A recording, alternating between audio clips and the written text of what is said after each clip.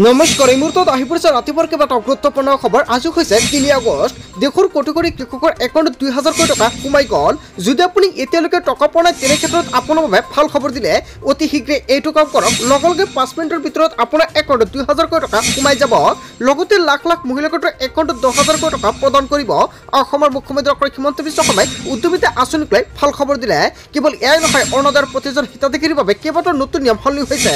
এতিয়া আপুনি অৰুণোদয়ৰ অতিৰিক্ত টকা লাভ কৰিব আপোনাৰ বেংক একাউণ্টত। ৰেচন কাৰ্ড থাকিলে আপোনাৰ বাবে কেইবাটাও নতুন নিয়ম সলনি হৈছে। লগতে নতুনকৈ আপুনি কৰিব পাৰিব ৰেচন কাৰ্ডৰ বাবে আবেদন। মুখ্যমন্ত্ৰী ডক্টৰ হিমন্ত বিশ্ব শৰ্মাই জনতাৰ বাবে বৃহৎ মন্তব্য কৰিছে।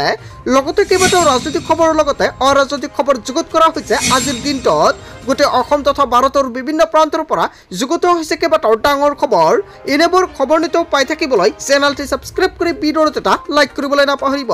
আজিৰ আমাৰ প্ৰথম খুবেই গুৰুত্বপূৰ্ণ খবৰ হৈছে অসমবাসীৰ বাবে এটা ডাঙৰ খবৰ। আজি দেখোন কোটি কোটি কৃষকে লাভ কৰিলে পিএম কিষাণৰ ধনৰাশি। সোমাল নে আপোনাৰ একাউণ্টত পিএম কিষাণৰ ২০ নম্বৰ কিস্তিৰ ধনৰাশি? যদি আপুনি এতিয়ালৈকে টকা পোৱা নাই কমেণ্ট কৰি জনাই দিয়ক। এতিয়াই পৰীক্ষা কৰক আপোনাৰ বেংক একাউণ্ট। ধন লাভৰ বাবে এক্টিভ কৰি ৰাখক আপোনাৰ একাউণ্ট। যদি আপোনাৰ একাউণ্টৰ কিবা সমস্যা আছে অতি শীঘ্ৰে সমাধান কৰক, অন্যথা আপোনাৰ একাউণ্টত পিএম কিষাণৰ ধনৰাশি আপুনি নাপাব। কিহৰ বাবে আপোনাৰ একাউণ্টত আপুনি টকা পোৱা নাই প্ৰথমতে চেক কৰক আপোনাৰ ষ্টেটাছ। শীঘ্ৰে কৰি লওক এইকেইটা গুৰুত্বপূৰ্ণ কাম, অন্যথা বঞ্চিত হ'ব ধন লাভৰ পৰা। পিএম কিষাণৰ ৱেবছাইটত কৃষকসকলক KYC অফিচিয়েল ৱেবছাইটৰ ফাৰ্মাৰ কৰ্ণাৰত প্ৰৱেশ কৰক। বেনিফিচিয়াৰী লিষ্টত গৈ চাব পাৰিব নিজৰ নাম। হিতাধিকাৰীৰ বাবে মুকলি কৰা হৈছে টোল ফ্ৰী নম্বৰ। যিকোনো সমস্যা হ'লে দিব পাৰিব অভিযোগ। ছেভ কৰি লওক 155261 নম্বৰ অথবা 1800115526 আৰু আন এটা নম্বৰ হৈছে 01123381092 নম্বৰ। আজি দেশৰ কোটি কোটি কৃষকৰ একাউণ্টত আকৌ সোমাল পিএম কিষাণৰ ধনৰাশি। যিসকল কৃষকৰ একাউণ্টত যোৱাকালি টকা পোৱা নাই আজি আপুনি আকৌ চেক কৰক বেংক একাউণ্ট। যদি আপোনাৰ একাউণ্টত টকা পোৱা নাই তেনে ক্ষেত্ৰত আপুনি কি কৰিব? চ' বন্ধু বান্ধৱীসকল, টোল ফ্ৰী নম্বৰত আপুনি যোগাযোগ কৰক, অন্যথা আপুনি কাইলৈ চেক কৰিব আপোনাৰ বেংক একাউণ্ট। কিয়নো আজি হৈছে ছানডেৰ বাবে আজি কিন্তু বেংক বন্ধ। আপুনি অহাকালি আপুনি চেক কৰক আপোনাৰ বেংক একাউণ্ট। যদি আপোনাৰ একাউণ্টত আপুনি টকা নাপায় নিশ্চয় আপুনি কমেণ্ট কৰি জনাই দিব। আপোনালোকক সম্পূৰ্ণকৈ সহায় কৰা হ'ব কি কাম কৰিব লাগিব। তাৰপিছত অসমবাসী ৰাজুক জনাইছোঁ আমাৰ পৰৱৰ্তী খুবেই গুৰুত্বপূৰ্ণ খবৰ, লগতে ডাঙৰ খবৰ। সাজু হওক, আহি গ'ল অৰুণোদয় 3.0। এতিয়াৰ পৰা অৰুণোদয়ৰ লগতে পাব ৰন্ধন গেছৰ ৰাজসাহায্য। অৰুণোদয় আঁচনিত সাঙুৰি লোৱা হ'ব 40 লাখ হিতাধিকাৰী। ছেপ্টেম্বৰ মাহৰ 17 তাৰিখে আনুষ্ঠানিকভাৱে মুকলি কৰা হ'ব অৰুণোদয় 3.0। 40 লাখ পৰিয়ালে লাভ কৰিব এই সুবিধা। অৰুণোদয় পৰিয়াললৈ LPGৰ ৰাজসাহায্য প্ৰদান কৰিব। যদি আপুনি অৰুণোদয় টকা পাই আছে তেনে ক্ষেত্ৰত আপোনাৰ বাবে ভাল খবৰ, কিয়নো LPG কিনিলে 250 টকা ৰাজসাহায্য দিব চৰকাৰে। 40 লাখ পৰিয়ালক সামৰি লোৱা হ'ব। এয়া হৈছে প্ৰথম আঁচনি। গেছৰ বাবে প্ৰপত্ৰ ঘৰে ঘৰে দিবলৈ যাব পঞ্চায়তৰ পৰা লোকসকলে। হয় বন্ধু বান্ধৱীসকল, যদি আপোনাৰ ঘৰত LPG গেছ কানেকশ্যন আছে তেনে ক্ষেত্ৰত LPG গেছ কানেকশ্যনৰ যিখন পাছবুক নম্বৰটো অৰুণোদয়ৰ লগতে লিংক কৰিব লাগিব।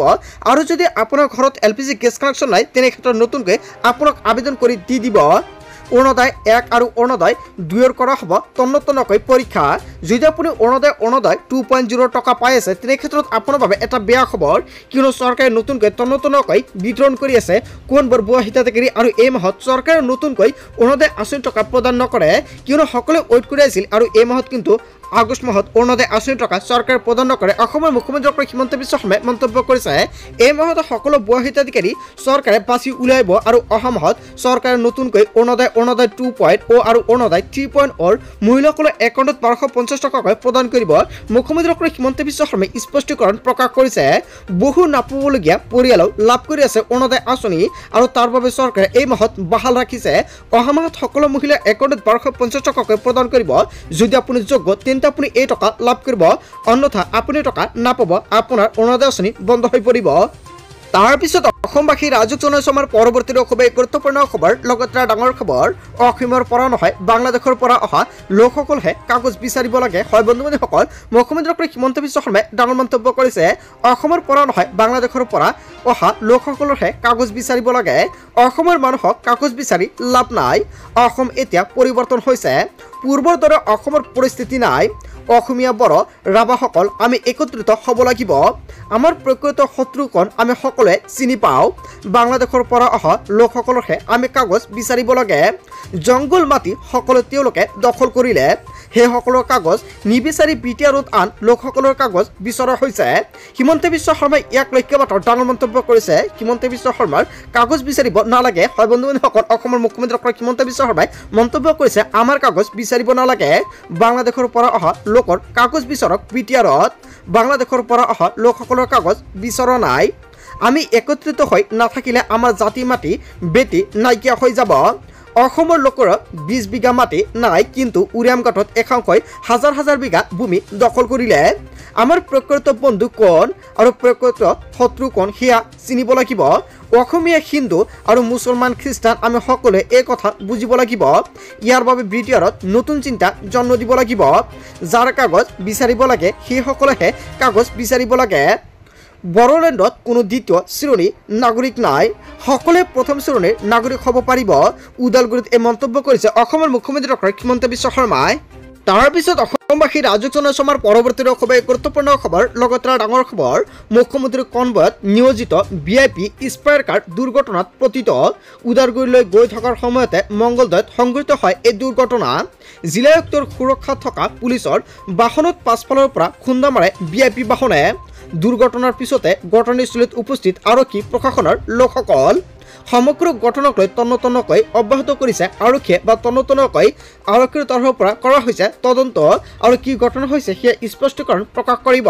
তাৰপিছত অসমবাসী ৰাজক জনাইছে আমাৰ পৰৱৰ্তী খুবেই গুৰুত্বপূৰ্ণ খবৰ। লগতে ডাঙৰ খবৰ, আগন্তুক 48 ঘণ্টাত অসমত বতৰ ল'ব কালৰূপ।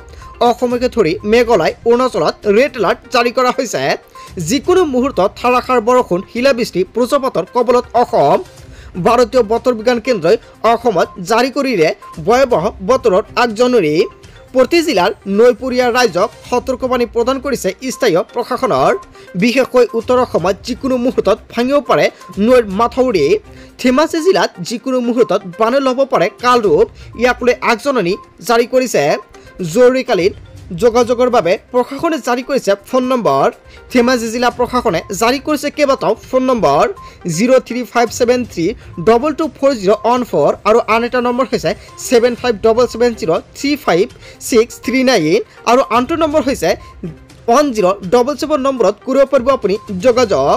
আগন্তুক 48 ঘণ্টাত অসমত বতৰ ল'ব কালৰূপ। হয় বন্ধু বান্ধৱীসকল, আপোনাৰ জিলাত বৰ্তমান পৰিস্থিতি কেনেকুৱা নিশ্চয় কমেণ্ট কৰি জনাই দিব। তাৰপিছত অসমবাসী ৰাজক জনাইছে আমাৰ পৰৱৰ্তী খুবেই গুৰুত্বপূৰ্ণ খবৰ। লগতে ডাঙৰ খবৰ, বিধানসভা নিৰ্বাচনৰ পূৰ্বে বিহাৰত অঘটন। মুখ্যমন্ত্ৰী পদৰ প্ৰাৰ্থী তেজস্বী যাদৱৰ নাম কটকল ভোটাৰ তালিকাৰ পৰা। নিৰ্বাচনৰ পূৰ্বে প্ৰকাশ পোৱা খচৰা ভোটাৰ তালিকাত নাম নাই তেজস্বী যাদৱৰ। লালু প্ৰসাদ যাদৱৰ পুত্ৰ তেজস্বী যাদৱৰ লগত সংঘটিত এই ঘটনা। ভোটাৰ তালিকাত নাম নথকাক লৈ তেজস্বী যাদৱৰ বিস্ফোৰণ মন্তব্য। যদি নামেই নাথাকে কেনেদৰে খেলিম মই নিৰ্বাচন। বিহাৰত 65 লাখ লোকৰ নাম কটা গৈছে ভোটাৰ তালিকাৰ পৰা। প্ৰায় প্ৰতিটো সমষ্টিতে নাম কটা গৈছে 20ৰ পৰা 30,000 লোকৰ নাম। অসমতো বিধানসভা নিৰ্বাচনৰ পূৰ্বে নিৰ্বাচন আয়োগে হাতত ল'ব এই ব্যৱস্থা। বিধানসভা নিৰ্বাচনৰ পূৰ্বে বিহাৰত অঘটন। মুখ্যমন্ত্ৰী পদৰ প্ৰাৰ্থী তেজস্বী যাদৱৰ নাম কটা গ'ল ভোটাৰ তালিকাৰ পৰা। হয় বন্ধু বান্ধৱীসকল, ইয়াক লৈ ৰাজ্যজুৰি ডাঙৰ প্ৰতিক্ৰিয়াৰ সৃষ্টি হৈছে। নিৰ্বাচনৰ পূৰ্বে প্ৰকাশ পোৱা খচৰা ভোটাৰ তালিকাত নাম নাই তেজস্বী যাদৱৰ। লালু প্ৰসাদ যাদৱৰ পুত্ৰ তেজস্বী যাদৱৰ লগত সংঘটিত হৈছে এই ঘটনা। তাৰপিছত অসমবাসী ৰাজক জনাইছে আমাৰ পৰৱৰ্তী খুবেই গুৰুত্বপূৰ্ণ খবৰ। লগতে ডাঙৰ খবৰ, ৰাজ্যৰ লাখ লাখ হিতাধিকাৰীৰ বাবে বৃহৎ ঘোষণা। 1 অক্টোবৰৰ পৰা সলনি হ'ব ৰেচন লোৱাৰ নতুন নিয়ম। সম্পূৰ্ণ নতুন পদ্ধতিৰে ল'ব লাগিব ৰেচন।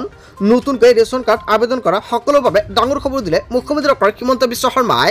চাউলৰ লগতে প্ৰতিগৰাকী হিতাধিকাৰীয়ে পাব দাইল, চেনি আৰু নিমখ। বজাৰৰ কম দামতে লাভ কৰিব এইসমূহ সামগ্ৰী। কেনেকৈ কৰিব নতুনকৈ ৰেচন কাৰ্ডৰ বাবে আবেদন আপুনি। pds.assam.gov.in পৰ্টেলত ৰেচন কাৰ্ডৰ বাবে কৰক আপুনি আবেদন। আবেদন পত্ৰ জিলা সমজিলাৰ খাদ্য ৰাজহুৱা বিতৰণ আৰু গ্ৰাহক পৰিক্ৰমা বিভাগৰ কাৰ্যালয়তে কৰিব পাৰিব আবেদন। আবেদনৰ সৈতে জমা দিব লাগিব সকলো প্ৰয়োজনীয় নথিপত্ৰৰ প্ৰতিলিপি। কি নথিপত্ৰ আপুনি জমা দিব লাগিব। আধাৰ কাৰ্ড, ভোটাৰ কাৰ্ড, ভোটাৰ তালিকা, ঠিকনাৰ প্ৰমাণপত্ৰ, পৰিয়ালৰ সকলো সদস্যৰ ফটো, বেংক একাউণ্টৰ সবিশেষ জমা দিব লাগিব। শুদ্ধ আৰু সম্পূৰ্ণভাৱে পূৰণ কৰা প্ৰপত্ৰ ঘোষণা কৰিছে অসমৰ মুখ্যমন্ত্ৰী ডক্টৰ হিমন্ত বিশ্ব শৰ্মাই। হয় বন্ধু বান্ধৱীসকল, আজি আপুনি কৰক আবেদন যদি আপোনাৰ ৰেচন কাৰ্ড নাই নতুনকৈ কৰিব পাৰিব। বন্ধু বান্ধৱীসকল, আজিৰ মূল ভিডিঅ'খনত আপোনালোকক এইখিনি সৰু এটা ইনফৰমেশ্যন দিবলগীয়া আছিলে। ভিডিঅ'টি ভাল লাগিলে লাইক কমেণ্ট শ্বেয়াৰ কৰিব। চ' থেংক ইউ ফৰ ৱাচিং ফুল ভিডিঅ'।